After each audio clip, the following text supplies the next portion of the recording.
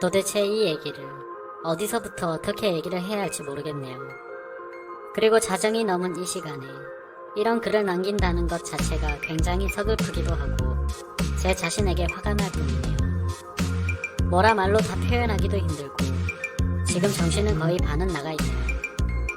제가 욕을 먹을 걸 잘 알지만 많은 분들의 의견을 듣고 싶어서 용기를 내볼게요. 저는 올해 26살이 되었고 저보다 3살 많은 남편과 재작년에 결혼을 하게 된 여자입니다. 남편은 아주 어릴 때부터 알던 사이입니다. 학교에서 알게 된 그런 일반적인 사이는 아니었고요. 제 남편의 부모님과 저희 부모님은 같은 동네에서 사시는 이웃 주민이셨고 한 동네에서 어울려 지내시면서 남편과 제가 태어나기도 전부터 서로가 친한 사이셨었죠. 그래서 자연스럽게 저와 남편은 어릴 때부터 부모님의 손에 이끌려 종종 만나고는 했습니다. 하지만 단순히 부모님 친구분의 아들, 딸일 뿐 서로에게는 별다른 감정이 없었죠. 그저 동네 아는 오빠, 동생 사이랄까요? 저희는 초등학교 때는 거의 매일같이 붙어다니면서 친하게 지냈는데 어느 날 정말 슬픈 소식이 들려오게 되었습니다. 아직 철없던 나이였던 제 남편은 자신이 가장 존경하고 따르던 아버지가 돌아가시게 되었죠. 원래 제 남편은 정말 개구쟁이, 항상 밝은 웃음만 가득했었던 사람이었습니다. 그런데 그 사건 이후로 남들보다 훨씬 일찍 사회생활에 직면해서 그랬던 건지 다른 또래들에 비해 매사에 진지해졌고 침착한 사람으로 변해가더라고요. 처음에는 그런 오빠의 모습에 동정심 어린 마음으로 바라보게 되었는데 어느 순간부터는 제게 장난만 치던 사람이 너무나도 듬직한 사람으로 변해 있더라고요. 그렇게 옆에서 지켜보다 보니 어느 날부터는 저도 모르게 남편을 보면 항상 심장이 두근댔고 아무도 몰래 저 혼자서만 짝사랑을 시작하게 되었죠.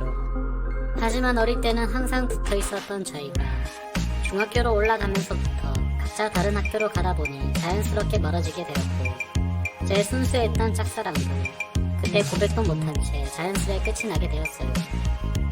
그저 간간히 부모님을 통해서 소식을 듣는 정도였습니다. 남편은 아버지를 떠나보내고 3년 정도가 지난 뒤에 어머니가 엄청 부자인 분과 재혼을 하시면서 새아버지와 같이 지낸다고 들었었고 공부를 잘한다고 하더라고요. 단순히 잘하는 게 아니라 엄청 많이 잘했답니다. 학교 내에서 1, 2등이 아니라 전국적으로 놀 정도로 공부를 잘했다고 했었습니다. 그때는 뭔가 기분이 묘하더라고요. 어릴 때부터 항상 붙어 다녔고 제가 좋아했었던 오빠가 가까이 다가갈 수도 없을 만큼 멀어진 기분이 들었어요.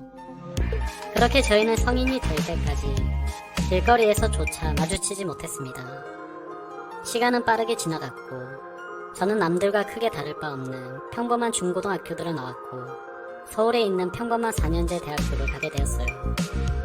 그래서 저는 등하교 시간만 왕복 4시간이 넘는 거리인 탓에 자취를 하게 되었습니다. 부모님은 남편의 이름을 말하며 지금 서울에서 학교를 다니고 있다고 하더라고요. 아니나 다를까 공부를 엄청 잘한 오빠는 서울에서 가장 좋은 학교 중 한 곳을 다니고 있었습니다.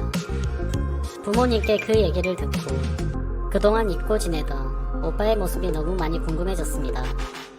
비록 공부로는 상대가 안 될지라도 나름 남자들이 저를 많이 좋아해준 덕분에 저는 제 스스로에게 자신감이 넘쳤었고 제 모습을 보여주고 싶더라고요.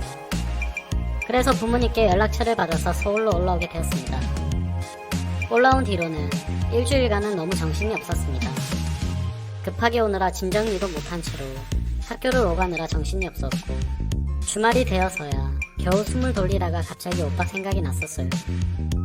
평상시에 다른 어떤 남자와 연락해도 떨린 적이 없었는데 생각과는 달리 너무 오랜만에 하는 연락이라 그런지 마구 떨리더라고요. 전화를 할까 하다가 그냥 나 지혜야 라고 짧게 카톡을 보냈습니다. 설레는 마음으로 전송 버튼을 누르고 카톡을 기다리는데 한참을 기다려도 답장이 오지 않더라고요. 그래서 저는 점점 짜증이 났습니다. 오랜만에 연락하는데 잘나서 내 카톡을 무시하는 건가 싶고 그날 하루 종일 기다려도 답장이 없더군요. 그렇게 몇 시간을 안절부절 답장을 기다리다 저도 모르게 잠이 들었어요. 그렇게 아침이 될 때까지 잠을 자고 깜짝 놀라면서 눈을 뜨자마자 휴대폰부터 봤어요. 카톡 답장이 와 있는데 그때 그 기분은 지금도 잊지 못할 것 같아요. 너무 오랜만이다 라며 잘 지냈냐고 답장이 와 있더라고요. 저는 원래 기다리는 걸 너무 싫어하는 성격이었고 전날처럼 전전긍긍하기 싫어서 잠시도 망설임 없이 곧장 전화를 걸었습니다. 그렇게 저는 당장 보고 싶은 마음에 저녁에 보자고 했고 서울에 있는 커피숍에서 만나기로 약속을 잡았죠. 약속 장소로 나가서 기다리고 있는데 저 멀리서 키가 크고 훈훈하게 생긴 남자가 걸어오더라고요.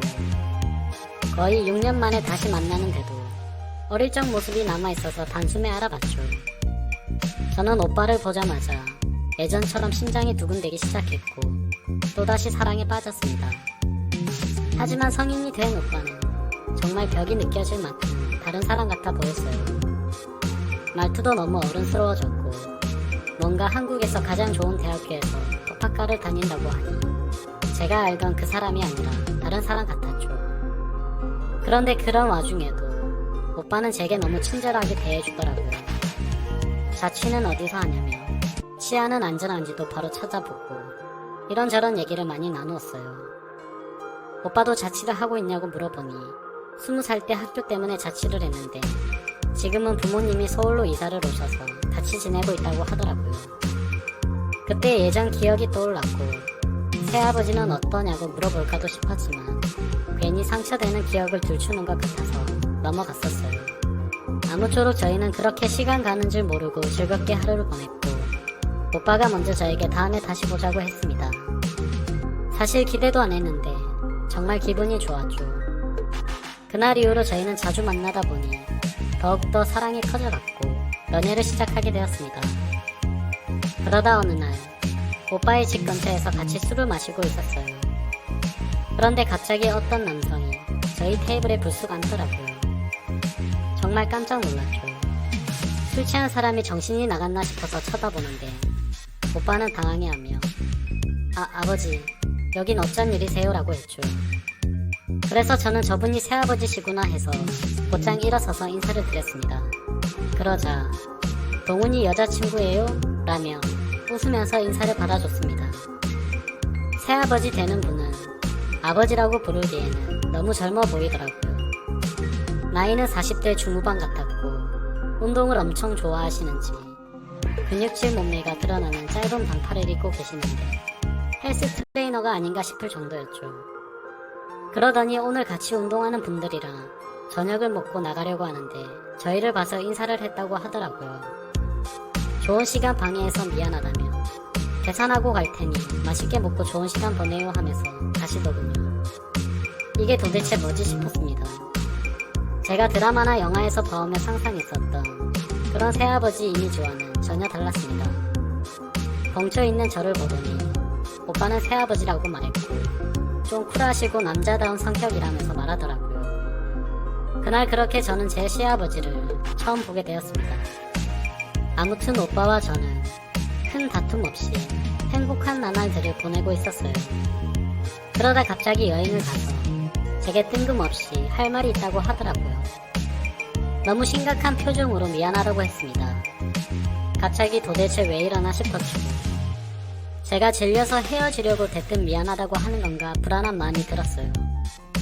그런데 더 늦기 전에 군대를 다녀와야 할 것 같다고 했습니다. 더 이상 미루기도 어렵고 군대를 다녀와서 너와 함께 살면서 공부에 전념하고 싶다더라고요.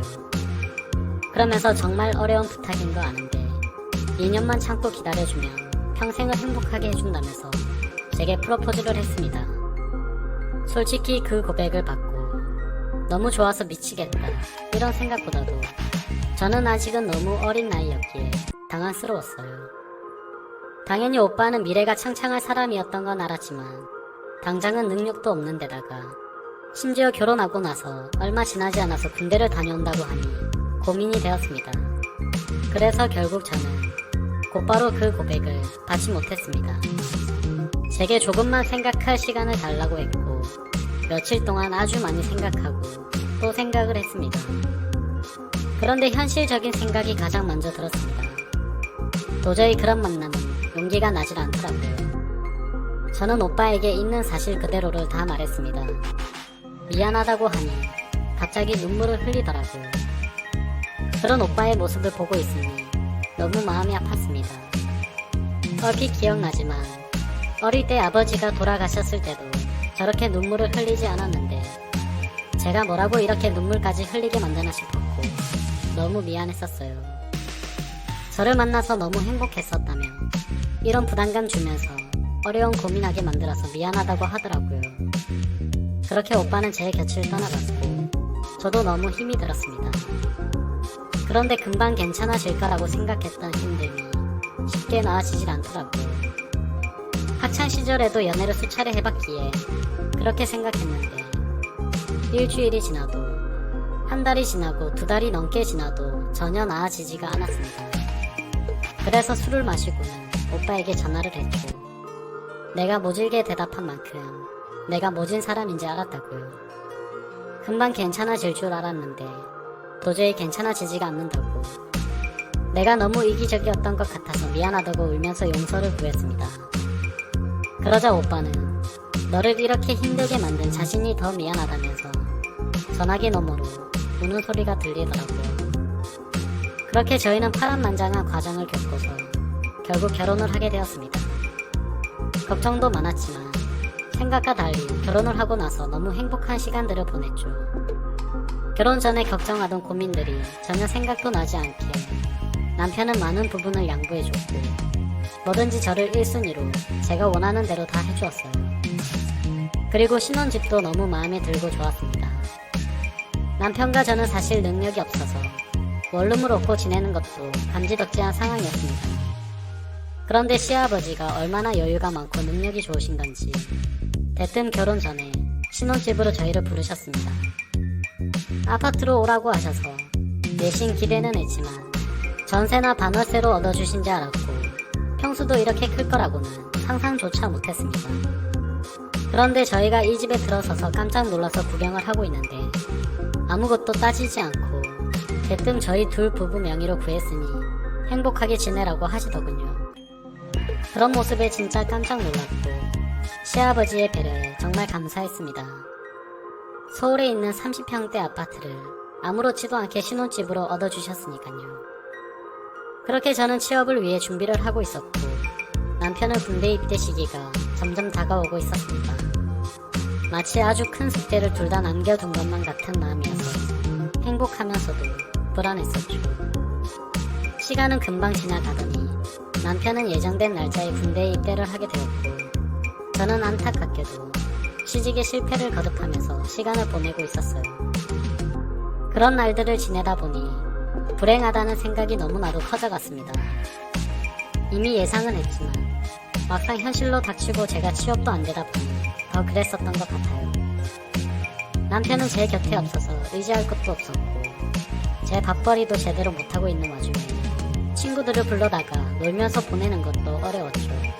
그렇게 외로움이 커져가다 보니 남편이 군대를 간 지 1년이 넘어갈 시점에는 제게는 결국 우울증까지 왔습니다.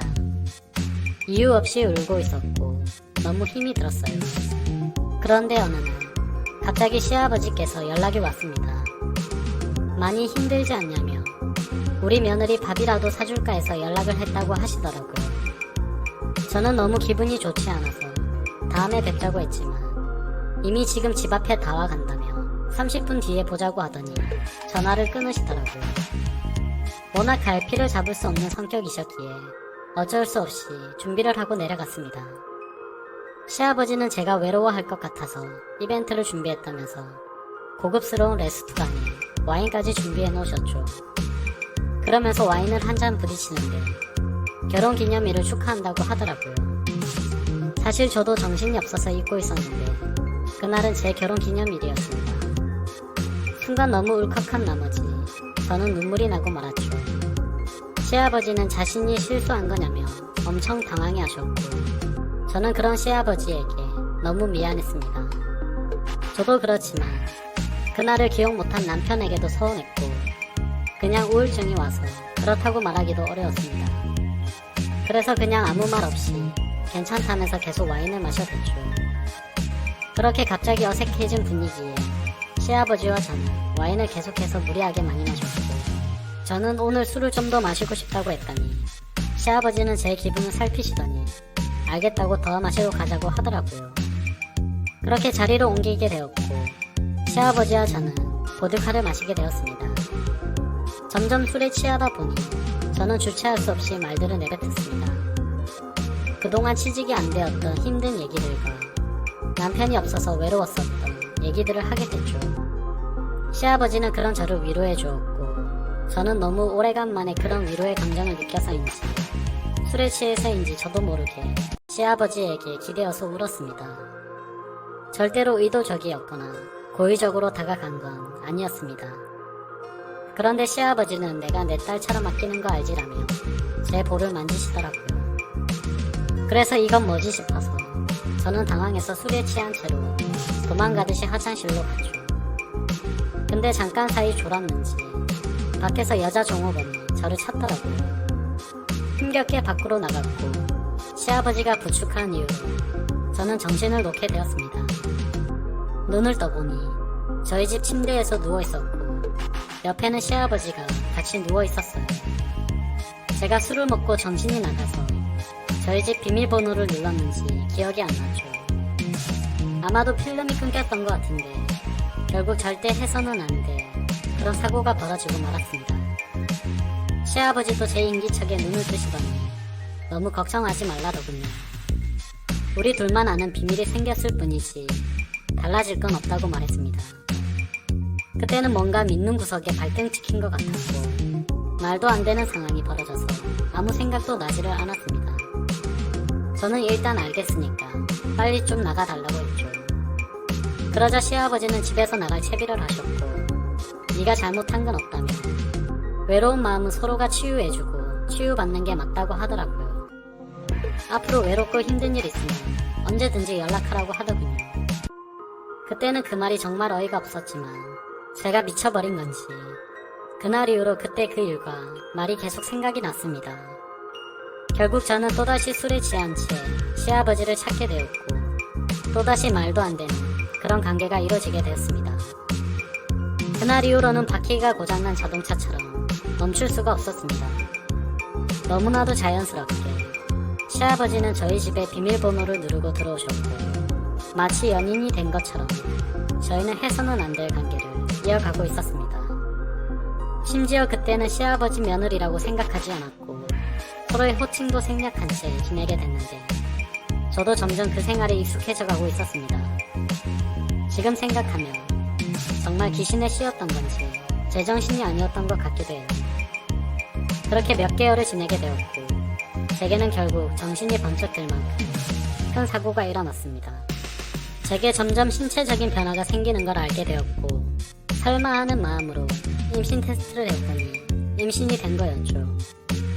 정말 이걸 어떻게 해야 하나 싶었고 답을 못 찾겠더라고요.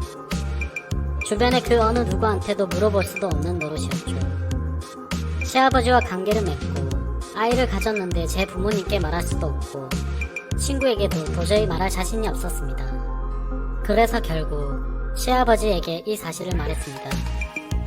시아버지는 한참을 고민하시더니 제게 말했죠. 앞으로 너의 인생은 내가 책임을 질 테니까 남편과는 이혼을 하고 함께 살자고 하더라고요. 자신은 이런 상황이 벌어질 수도 있다라는 걸 이미 생각도 해봤다네요. 그렇기에 이혼도 할 수 있고 자식도 버릴 각오로 시작한 거라고 하는데 그 말이 저를 더 미치게 만들었습니다. 심지어 그런 말들을 듣고 있으니 설마 이런 상황을 노리고 일부러 이런 짓을 한 건가 싶었어요. 그 말을 들은 지도 며칠이 지났습니다. 매일같이 저는 너무 참담했고 잠도 제대로 못 자고 우울증은 더 심해지는 것 같습니다. 마음 같아서는 술이라도 왕창 마시고 싶은데 차마 그럴 수도 없는 상황이고요. 누구보다 행복하게 잘 살 거라 믿어 의심치 않고 제 결혼이 결국은 이렇게 막장 스토리가 될 거라고는 상상조차 못 해봤습니다. 군대에서 이 사실을 모르고 지내고 있을 남편에게는 너무 많이 미안하고 이런 상황까지 벌어졌는데 남편에게 비밀로 하고 계속 부부로 지낸다면 더 죽을 죄일 것 같습니다. 정말 평생 흘린 눈물을 며칠 동안 다 흘려버린 것 같습니다. 시아버지는 매일같이 연락이 오고 집으로 찾아옵니다. 시아버지와 처음 실수를 했을 때처럼 또다시 별거 아닌 일이라며 저보고 크게 걱정 말라고 하시네요. 그러고는 자신은 이미 평생 써도 부족함이 없을 만큼 물려받은 재산이 있다면서 제가 평생 부족함 없이 살 수 있도록 해준다고 하네요. 그리고 굳이 남들처럼 일 안 해도 되고 아기 낳아서 셋이서 행복하게 살자고 합니다. 솔직히 말해서 제가 너무 못됐다고 하실 것 같지만 매일같이 저런 말들로 저를 설득하니까 저는 지금 또 그 말에 점점 현혹되고 있는 것만 같아요. 시아버지가 그렇게 싫었으면 그런 관계를 지속적으로 하지도 않았을 것 같고 주변 사람들 시선 다 무시한 채로 두 눈 감고 살면 괜찮지 않을까 하는 잘못된 마음이 드네요. 이미 벌어진 실수로 인해서 도저히 남편에게는 돌아갈 수도 없고 제게 유일한 출구가 이 방법밖에 없는 것 같아요. 그래서 이런 말도 안 되는 고민과 생각을 하는 제 자신이 너무 밉고 힘이 듭니다. 비록 얼마 되지는 않았지만 제 뱃속에 있는 아이도 점점 더 신경이 쓰이고 날이 갈수록 제 몸을 조심하고 있는 저를 보게 되네요. 저보다 인생을 훨씬 더 많이 겪으신 분들 부디 신중히 조언 좀 부탁드립니다. 횡설수설한 글이지만 끝까지 읽어주셔서 정말 감사해요.